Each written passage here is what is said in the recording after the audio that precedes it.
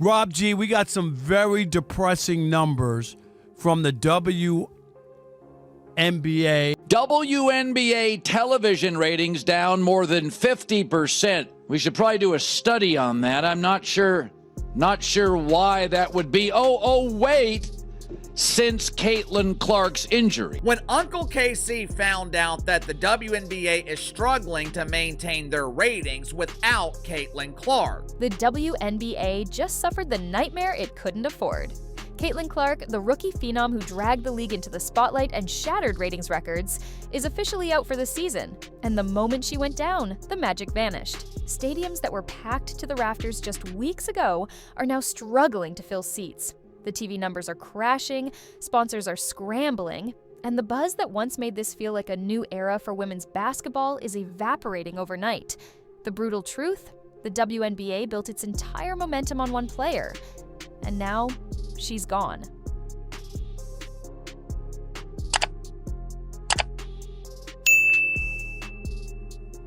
Let's not sugarcoat it. The ratings have taken a nosedive. The second Caitlin Clark's season ended, so did the casual interest that was driving record numbers for the WNBA. I hope you guys don't mind, but the news was just announced that WNBA TV ratings are down more than 50% since Caitlin Clark's injury. And it was also reported that the Indiana Fever television viewership is also down over 53%. Overnight, TV audiences shrank. Highlight clips stopped trending, and social media conversations about the playoffs all but disappeared. Just a few weeks ago, the league was riding a wave of momentum it hadn't seen in decades. Every game Clark played felt like an event. Broadcasters were breaking viewership records, merchandise sales were surging, and stadiums were selling out to watch her in action. But the moment she was sidelined, all of that energy evaporated. And said, hey, Indiana Fever, can you do us a favor? Can you do us a solid? Can you just tease a Caitlin Clark return, kind of boost these up a little bit? Can you just dangle a Caitlin Clark return in front of the fans' faces, try to boost these ratings up a little bit? Now, the arenas tell the real story. What used to be jam-packed with screaming fans is suddenly rows of empty chairs with camera crews struggling to avoid wide shots that reveal just how far attendance has fallen. The playoff atmosphere, the games that are supposed to feel like the peak of the season, looks more like a Tuesday night scrimmage. And this isn't just a minor dip, it's a free fall. Without Clark, the league has been exposed, not as a growing cultural juggernaut, but as a brand still entirely dependent on one rookie to keep people tuning in. That's not growth, that's survival on borrowed time. And you can bet the sponsors and investors who bought into the hype are already asking themselves if they backed the wrong product. If there's one company that should have seen Caitlin Clark's star power coming, it's Nike. This is the same brand that gave LeBron James his own signature shoe before he even played a single NBA game. They recognized greatness, they saw the business opportunity, and they acted fast. That was 20 years ago. Today, with Caitlin Clark, arguably the biggest ratings boost the WNBA has ever seen, Nike is dragging its feet. Clark has been the face of women's basketball for years now, dating back to her record-shattering college career. Millions tuned in to watch her at Iowa, and she carried that momentum straight into the pros. Yet here we are, with Clark in her rookie WNBA playoffs, and she's still wearing Kobe Bryant sneakers because Nike hasn't given her a signature line. Reports even suggest that fans could be waiting until 2026 or 2027 before her shoe hits the shelves. By then, the moment will have passed, and Nike will have missed out on capitalizing on the hottest star women's basketball has seen in decades. The numbers don't lie. Clark is the type of athlete who moves merchandise, drives ticket sales, and pulls in TV viewers. But instead of building an entire campaign around her, Nike has treated her like just another athlete in their roster. No primetime commercials, no national campaigns, not even a serious rollout celebrating her as the new face of the league. It's baffling.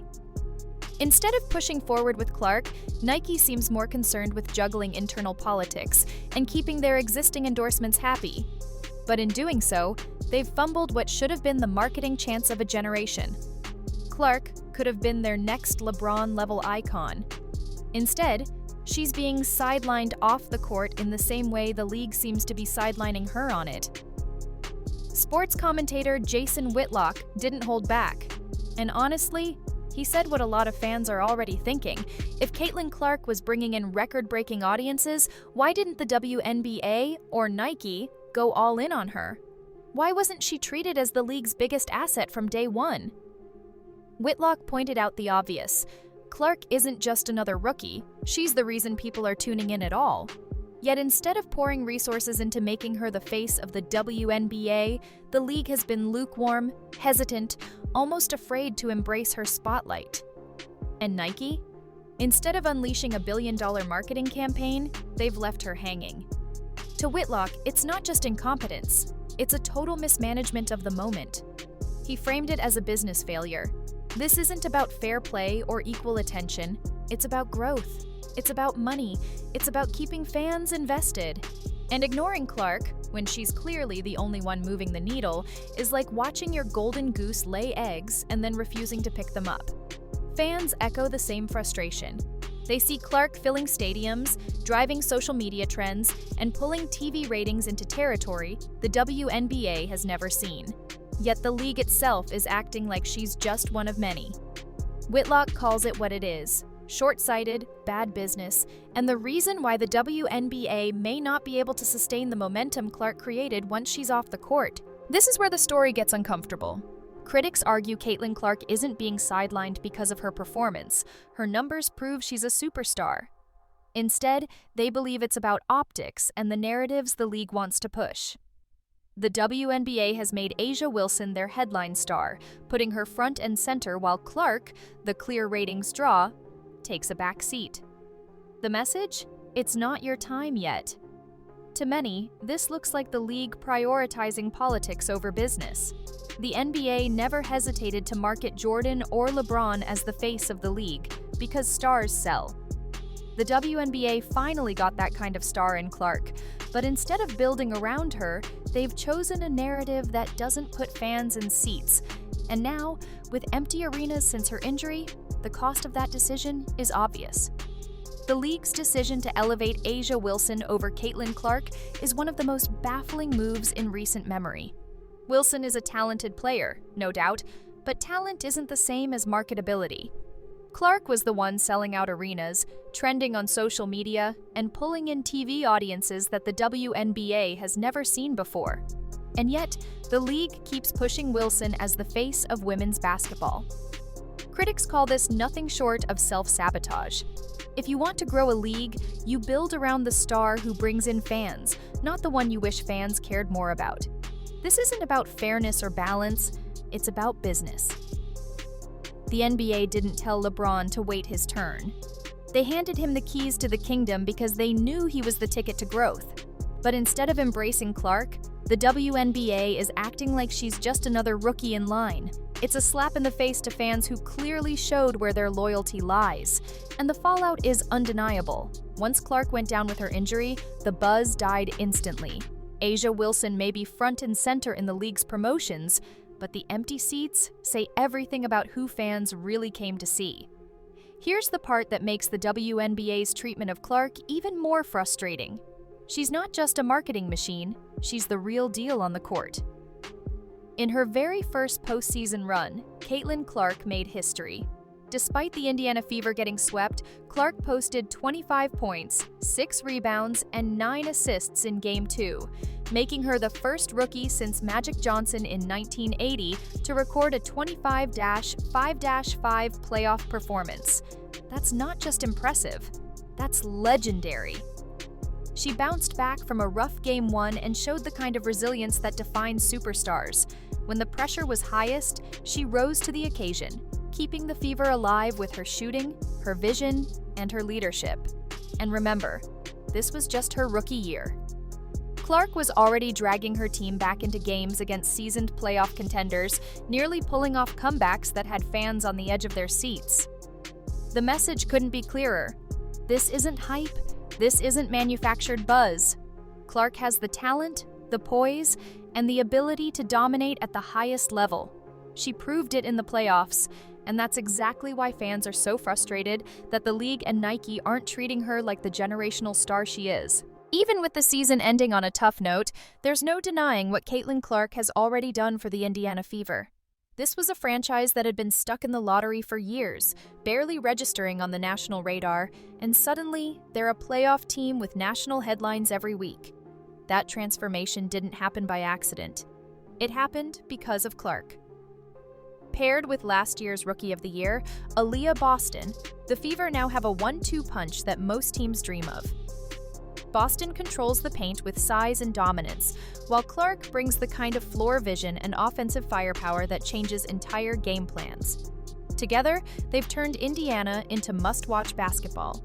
What used to be a team you could ignore is now a team every contender has to take seriously. And here's the scary part for the rest of the league. This is just the beginning. With Clark and Boston locked in as the foundation, the Fever are only a couple of smart roster moves away from becoming a championship-caliber team. An athletic wing to stretch the floor, another reliable scoring option, or even a veteran leader could be the missing piece that takes Indiana from playoff hopefuls to title favorites. But the bigger picture goes beyond just wins and losses. Clark has given Indiana something it hasn't had in years: an identity. Fans are showing up. National broadcasts are paying attention. Kids are wearing Fever jerseys again. She's not just playing basketball, she's rewriting what this franchise represents. And that's the beauty of Clark's impact. Even sidelined with an injury, she's already reshaped the trajectory of an entire organization. The Fever are no longer a rebuilding project, they're a rising powerhouse. The only real question is whether the WNBA itself will recognize that they've been handed the blueprint for success on a silver platter, or whether they'll waste it chasing narratives the fans clearly don't care about. The WNBA is standing at a crossroads, and Caitlin Clark's injury has made that clearer than ever. On one path, the league can finally admit what fans already know. Clark is the engine, the superstar, the ratings magnet who can carry women's basketball into a new era.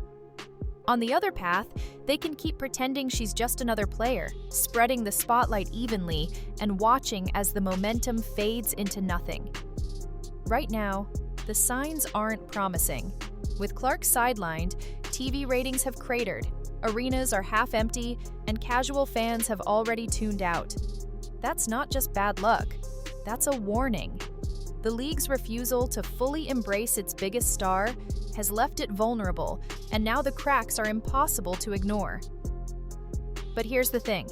Caitlin Clark isn't going anywhere.